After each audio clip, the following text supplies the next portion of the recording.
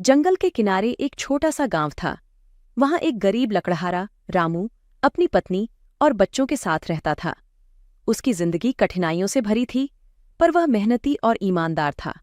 एक दिन रामू जंगल में लकड़ी काट रहा था। तभी उसे एक पुरानी सुनहरी कुल्हाड़ी मिली। उसने सोचा, यह तो किसी राजा की कुल्हाड़ी लगती है। रामू ने उसे वापस रखने का मन बनाया, लेकिन तभी उसकी आंखों के सामने एक जादुई रोशनी चमकी। उस रोशनी से एक जादुई प्राणी प्रकट हुआ। वह बोला, रामू, तुमने इस कुल्हाड़ी को अपना नहीं माना, इसलिए मैं तुम्हें 3 इच्छाएं पूरी करने का वरदान देता हूं। रामू आश्चर्यचकित रह गया। उसने तुरंत सोचा, पहली इच्छा, हमारे पास हमेशा खाने के लिए पर्याप्त भोजन हो। जादुई प्राणी ने तुरंत उसकी इच्छा पूरी कर दी। रामू के घर में ढेर सारा भोजन आ गया। रामू की पत्नी खुशी से झूम उठी। बच्चों ने भी तालियां बजाईं। रामू ने सोचा, दूसरी इच्छा, हमारे घर में कभी गरीबी न हो। अचानक उनका छोटा सा घर एक सुंदर महल में बदल गया। अब रामू और उसका परिवार खुशहाल जीवन जीने लगे। लेकिन की तीसरी इच्छा अब भी बाकी थी। वह सोच में डूबा रहा कि आखिर क्या मांगे। एक दिन रामू के गांव में एक बूढ़ा साधु आया।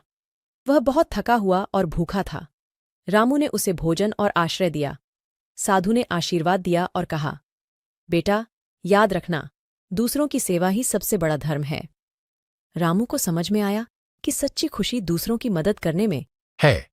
उसने अपनी तीसरी इच्छा जादुई प्राणी से यह मांगी, मेरी तीसरी इच्छा है कि मैं हमेशा दूसरों की मदद कर सकूं।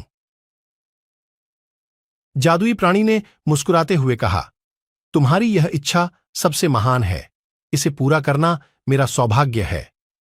अब रामू का परिवार सिर्फ अपने लिए नहीं, बल्कि पूरे गांव के लिए भी खुशियां बांटता था। समय बीतता गया। रामू का गांव खुशहाल और समृद्ध हो गया। लोग रामू की ईमानदारी और उदारता की मिसाल देते थे, और इस तरह रामू ने अपने जीवन को दूसरों की सेवा में समर्पित कर दिया। यह कहानी हमें सिखाती है कि सच्ची खुशी और समृद्धि केवल अपने लिए नहीं, बल्कि दूसरों के लिए भी जीने में है। इसलिए हमें हमेशा अपने जीवन में दूसरों की मदद करने का प्रयास करना चाहिए।